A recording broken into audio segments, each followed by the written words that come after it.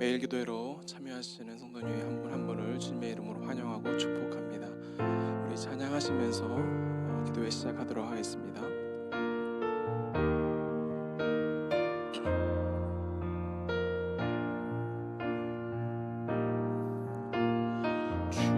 주님 다시 오실 때까지 나는 이 길을 가리라.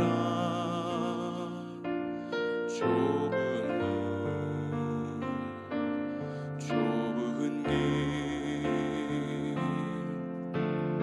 나의 십자가 지고 나의 가는 이 길 끝에서 나는 주님을 보리라. 영광의 내 주님 나를 맞아주시리. 주님 다시 오실 때까지 나는 일어나 달려가리라. 주의 영광 온 땅 덮을 때 나는 일어나 노래하리. 내 사모하는 주님 온 세상 구주시라. 내 사모하는 주님 영광의 왕이시라. 우리 한 번 더 불러보겠습니다. 주님 다시 오실 때까지 나는 이 길을 가리라.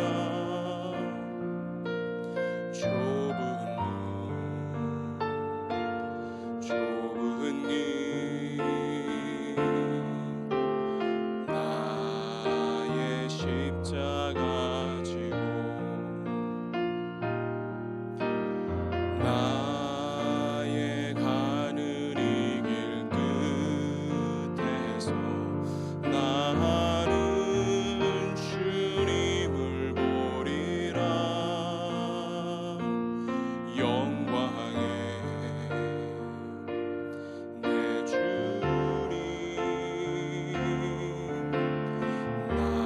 나를 안아주시니.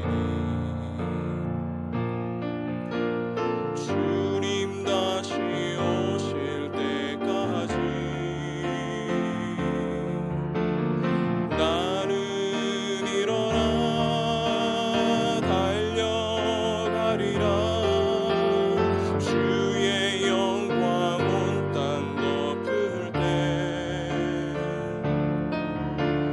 나는 일어나 노래하리. 내 사모하는 주님 온 세상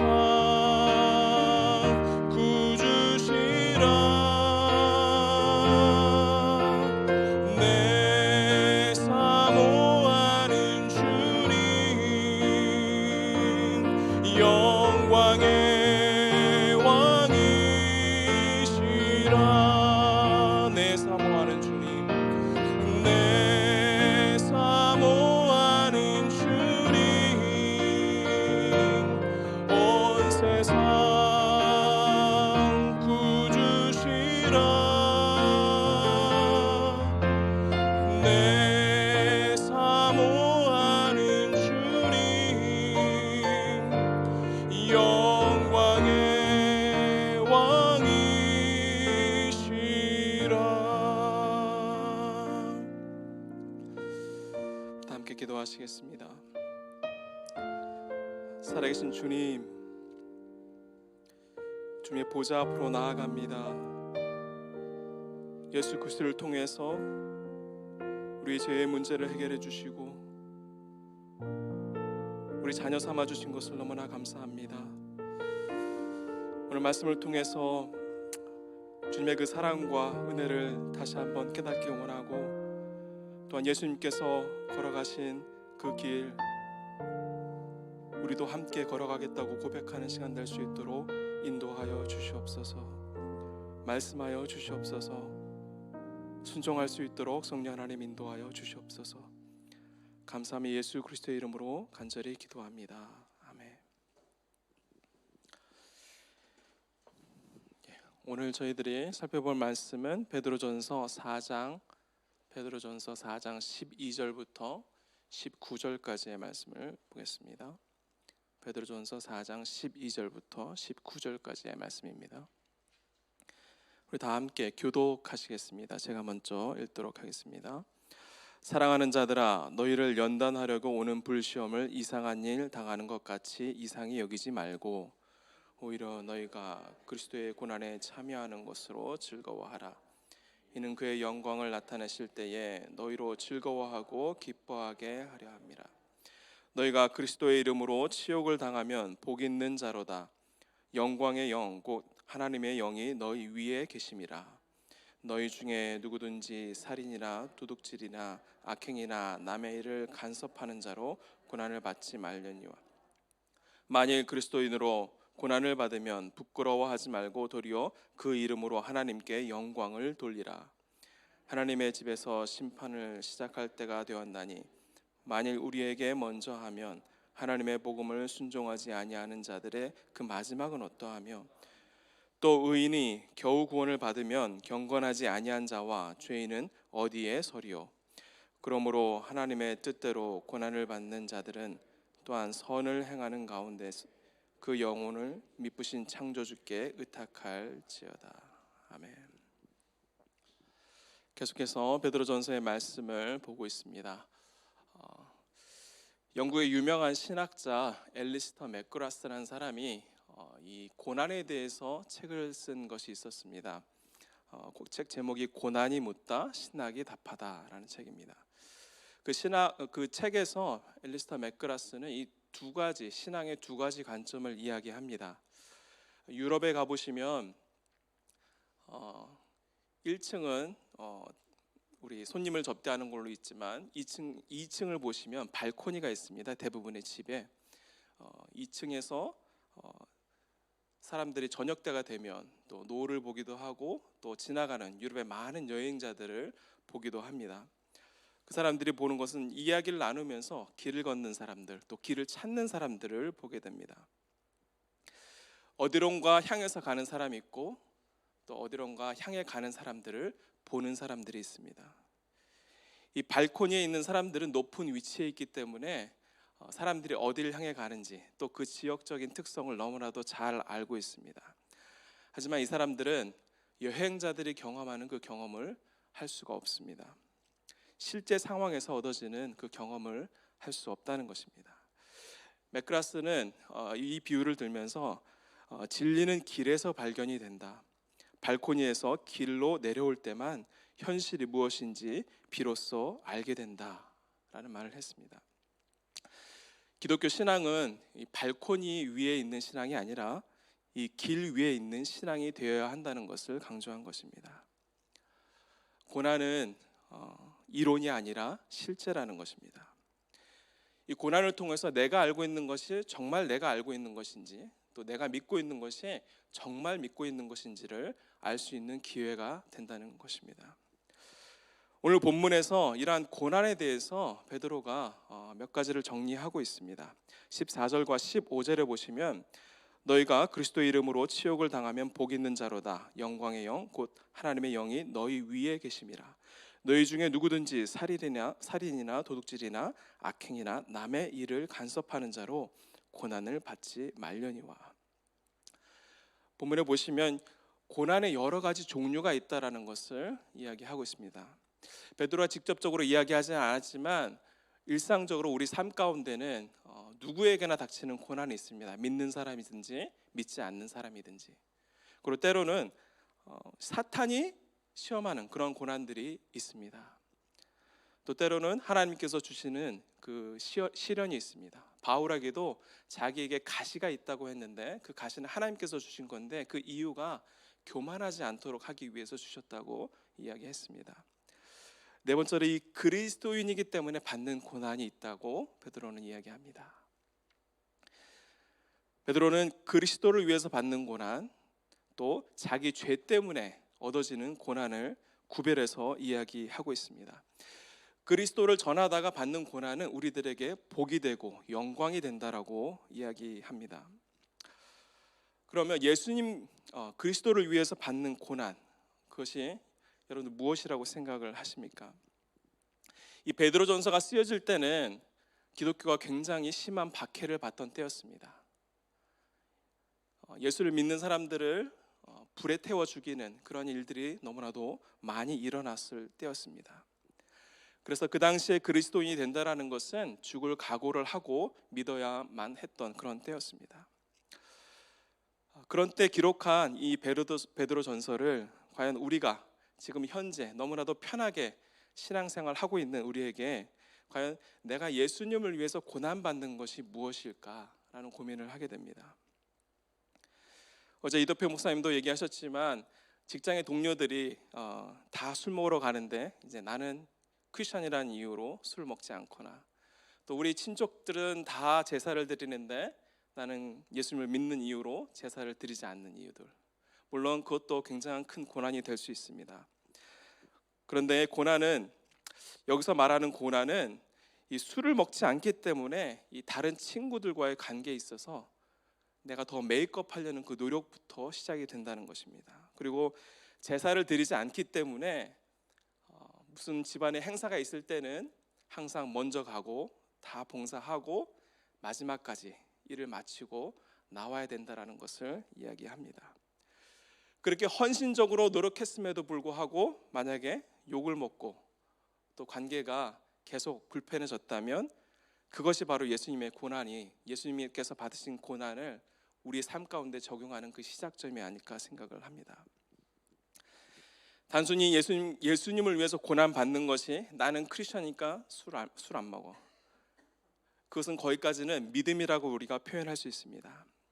이 고난은 그로 인해서 이 나에게 닥치는 불이익들이 옵니다. 그 불이익을 통해서 동료와의 관계가 불편해졌다면 그 관계가 좋은 관계가 되기 위해서 내가 더 희생하고 노력하는 그것부터 우리의 고난이 시작된다는 것입니다. 이 믿음과 고난은 이론과 또 내 마음에 있는 것이 아니라 바로 실습입니다. 삶 가운데서, 삶의 현장에서 보여져야 합니다. 오늘 본문에서 그리스도를 위해서 받는 고난은 우리들에게 복이 된다라고 말씀하고 있습니다. 어떤 복인가 하면 하나님의 영이 우리와 함께 한다라는 복이라고 이야기합니다. 고난 받을 때 하나님의 영이 우리와 함께 하시는 것이 복입니다. 내가 잘 살고 평안하고 우리가 하나님과 함께 있다라는 생각을 할 수 있지만 내 생각에 잘 살고 평안한 그런 삶 가운데 하나님의 영이 함께하지 않으시면 그것은 크리스천들에게 복이 될 수 없습니다. 우리가 받는 고난이 복이 되고 하나님께 영광이 되기 위해서 베드로는 본문에서 크게 두 가지를 강조하고 있습니다. 고난이 우리에게 복이 되고 하나님께 영광이 되게 하기 위해서는 첫 번째로 이 고난을 피하지 말아야 합니다. 고난을 고난으로 받아들여야 한다는 것입니다. 오늘 12절에 보시면 사랑하는 자들아 너희를 연단하려고 오는 불시험을 이상한 일 당하는 것 같이 이상히 여기지 말고, 두 번이나 이렇게 이야기합니다. 이상히 여기지 말라. 여러분들, 이상히 여기지 말라는 뜻이 무엇입니까? 나에게 왜 이러한 고난이 닥쳤는가, 그렇게 생각하지 말라는 것입니다. 조정민 목사님께서 이런 말씀을 하셨습니다. 십자가는 뜻밖의 불운이 아니라 그럴 줄 알고 겪는 고난이다. 그리스도인들에게 이 고난은 이상한 일이 아닙니다. 특별한 것이 아니니까 이상하게 생각하지 말라는 겁니다. 그럴 줄 알고 받으라는 것입니다. 그러려니 하고 받으라는 것입니다. 이 고난을 친구처럼 대해야지 고난을 손님처럼 대하지 말라는 뜻입니다.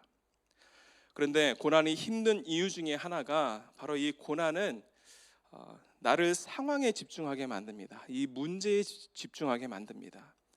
그래서 우리를 멀리 보지 못하게 하고 또 고난 가운데 있는 하나님의 뜻을 발견하지 못하게 합니다.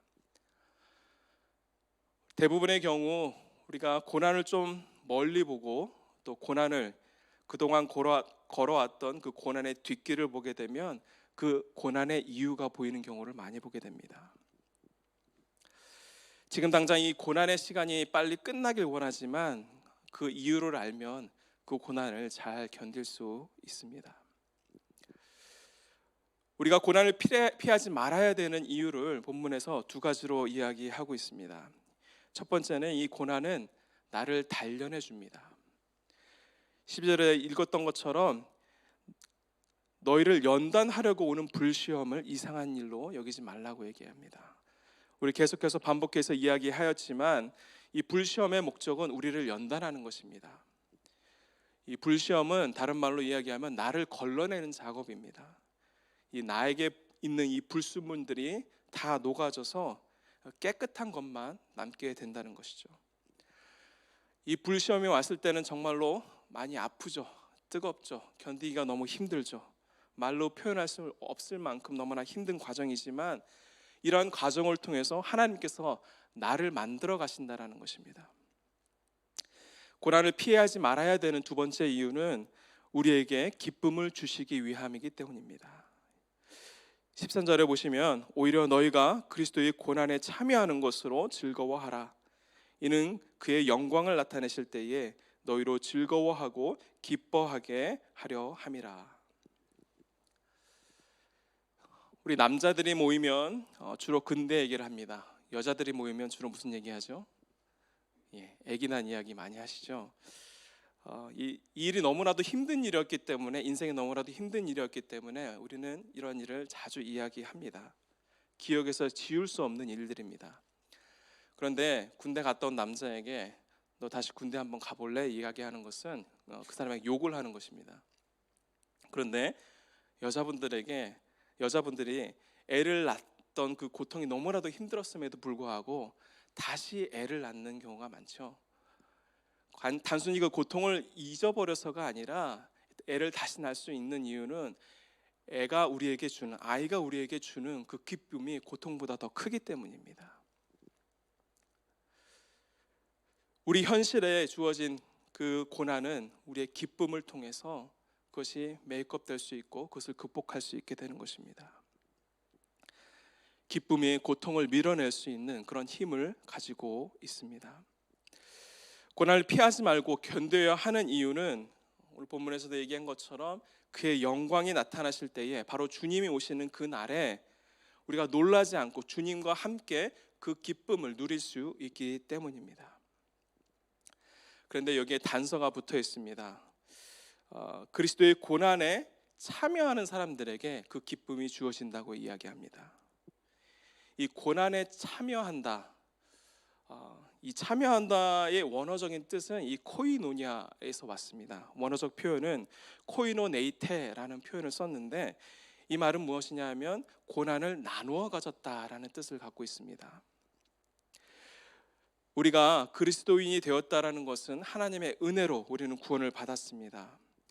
근데 우리가 이 구원을 이야기할 때에 은혜만 받은 것이 아니라 고난도 함께 받았습니다. 바울은 빌립보서에서 이렇게 강조합니다. 1장 29절에 보시면 우리 다 함께 한번 읽어보도록 하겠습니다. 그리스도를 위하여 너에게 은혜를 주신 것은 다만 그를 믿을 뿐 아니라 또한 그를 위하여 고난도 받게 하려 하심이라. 이 말씀을 세 번역으로 읽어보면 하나님께서는 여러분에게 그리스도를 위한 특권, 즉 그리스도를 믿는 것뿐만 아니라 또한 그리스도를 위하여 고난을 받는 특권도 주셨습니다 라고 표현을 합니다. 바울은 우리가 그리스도를 믿는 것이 특권이고 고난을 받는 것도 특권이라고 이야기를 합니다. 여러분, 특권이 무엇입니까? 모든 사람에게 주어지지 않는다는 것입니다. 그리고 또 특권이 왜 특권이냐 하면 이 특권은 예수 그리스도께서 나누어 주신 특권이기 때문에, 그 권리이기 때문에 특권이라는 것을 강조합니다. 그리고 예수 그리스도께서 바로 너를 구원하셨지만 너를 지목하시면서 그 구원을 또 고난을 나눠 주셨기 때문입니다. 엘리스터 맥그라스는 또 이런 표현을 썼습니다. 이 고난은 하나님의 가족 바깥에 있는 표시가 아니라 가족임을 식별하는 표시이다. 예수님 때문에 받는 고난이 너무나 무겁고 힘들지만 하나님이 나를 가족 삼아 주셨다라는 그 증거일 수 있다라는 것입니다. 하나님이 우리를 사랑하시는 그 자녀로 삼아 주시면서 함께 주신 것이 바로 고난입니다. 성경에서는 그것이 예수 그리스도의 십자가로 나타나 있습니다. 십자가는 특권입니다. 그런데 우리가 기억해야 할 중요한 것은 이 십자가는 십자가에서 끝나지 않았습니다. 이 십자가의 끝은 부활의 영광이었습니다. 예수님께서 나누어 주신 이 고난을 우리는 피하지 말고 미리 알고 받은 고난처럼 이것을 이상하게 생각하지 말고 또 끝까지 순종함으로 이 부활의 영광에 함께 참여하는 저와 여러분이 되기를 간절히 소망합니다. 오늘 본문에서 이야기하고 있는 이 두 번째 교훈은 이 고난이 우리에게 복이 되고 하나님의 영광이 되게 하기 위해서는 고난 중에도 하나님의 일을 놓지 말아야 합니다. 우리 19절 다 함께 읽어보도록 하겠습니다. 그러므로 하나님의 뜻대로 고난을 받은 자들은 또한 선을 행하는 가운데 그 영혼을 미쁘신 창조주께 의탁할지어다. 이것을 영어로 읽으면 조금 더 이해가 좀 잘 되는데요. 중간부터 읽어보면 Keep on doing what is right. Trust your lives to the God who created you, for He will never fail you.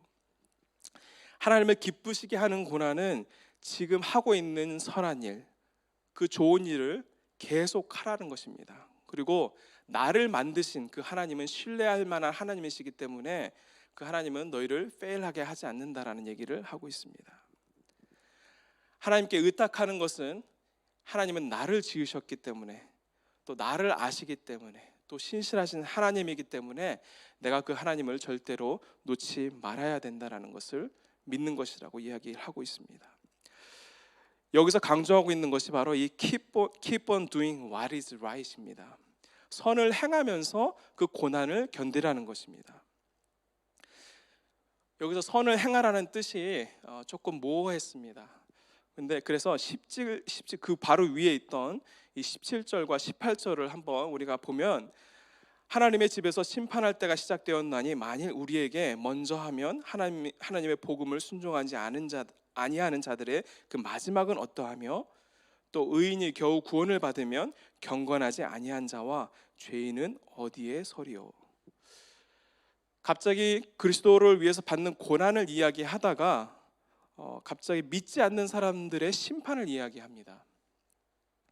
그래서 처음에 이 믿지 않는 자들의 심판과 그리스도를 위해서 받는 고난이 잘 연결이 되지 않았습니다. 본문에서 이야기하고 있는 것이 복음에 순종한 자들은 그리스도인이고 또 먼저 복음을 받아들인 사람이라고 표현을 했습니다. 그런데 이 베드로는 우리가 복음을 먼저 받아들였기 때문에 마지막 심판날에 벗어날 수 있다, 심판에서 벗어날 수 있다, 그렇게만 이야기하는 것으로 들리지는 않았습니다. 왜냐하면 그는 마지막에 질문을 던졌습니다. 복음을 받아들이지 않는 사람을 어떻게 하겠느냐, 또 죄인들이 설 곳은 어디겠느냐라고 질문을 던집니다. 베드로가 왜 이런 말을 던졌을까, 왜 이런 말을 했을까라는 고민을 많이 하면서 제가 내린 결론은 이 베드로는 복음을 받아들이지 않는 사람들에게 우리의 선한 행실을 통해서 복음을 드러내는 일, 그것을 keep on doing what is right 이라고 표현한 것 같습니다.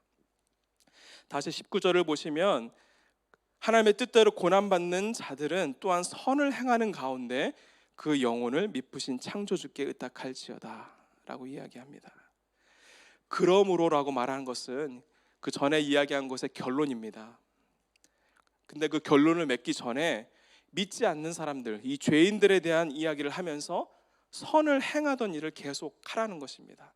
그러면서 고난을 감수하라는 이야기를 하고 있습니다. 말씀을 마무리합니다. 우리가 예수를 믿는다는 것은 이 두 가지 관점이 달라져야 합니다. 이 복에 대한 관점과 바로 이 고난에 대한 관점입니다. 믿기 전에는 잘 사는 것이 복이라고 생각했는데 믿고 나니 바로 사는 것이 복인 것을 우리는 알았습니다.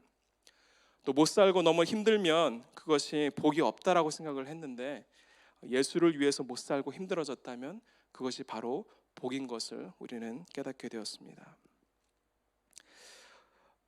바울이 로마서 18장 18절에 이렇게 이야기를 했습니다.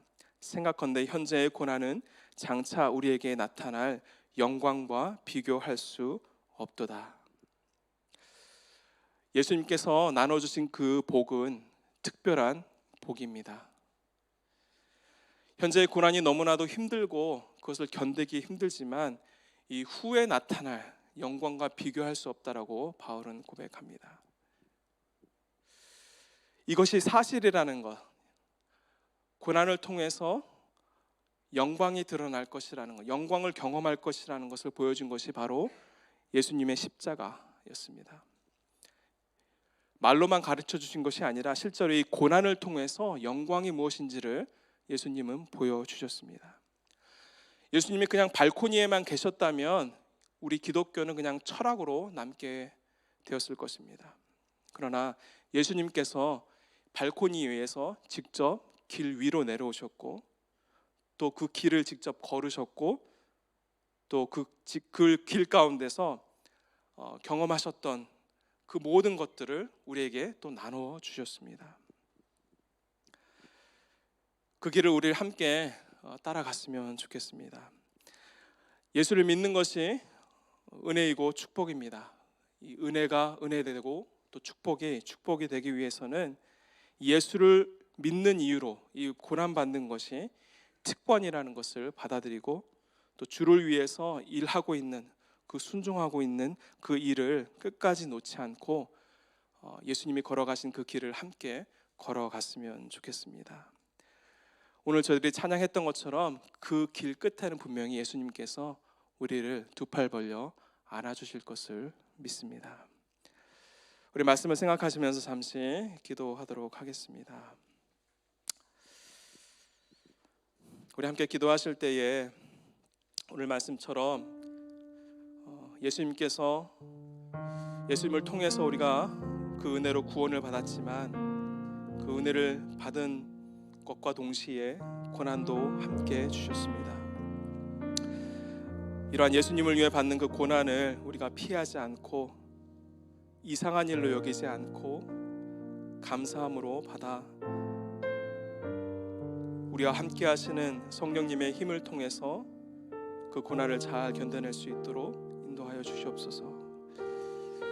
그리고 고난 중에 이 믿지 않는 영혼들에게 이 선한 일을 통해서 그들이 복음을 알 수 있도록 예수님이 십자가 지신 이유와 부활하신 이유를 알 수 있도록 나를 통해서 그 복음이 전하여지게 하여 주시옵소서. 우리 간절한 마음으로 말씀을 생각하시면서 함께 기도하시겠습니다.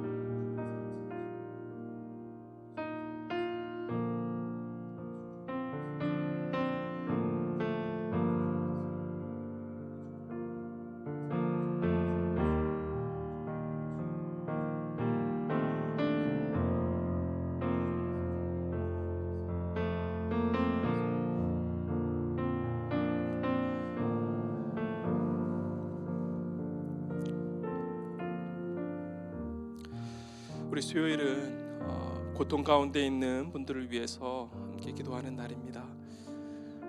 경제적으로 어려움을 겪고 있는 분들을 위해서 기도했으면 좋겠습니다. 하나님의 공급하심과 주님을 믿는 믿음으로 이 어려운 시기들을 잘 이겨낼 수 있도록 기도해 주시고, 육신의 고통 가운데 계신 분들은 하나님의 치유의 손길이 함께할 수 있도록 기도해 주시고, 특별히 코로나 가운데에 어린 아이들과 또 면역력이 약한 어르신들이 계십니다. 이 코로나에 걸리지 않도록 조심할 수 있도록 하나님께서 지켜주시도록 기도해 주시고, 마지막으로 열린문 공동체가 이 위기의 순간을 지나면서 우리의 이웃들을 주님의 마음으로 품고 또 이웃들을 섬기는 일에 적극적으로 참여할 수 있도록 우리 공동체를 위해서도 함께 기도해 주시기 바랍니다. 그렇게 기도하신 후에 각자의 기도의 제목을 가지고 주님 앞으로 나아가도록 하겠습니다. 우리 다 함께 기도하시겠습니다.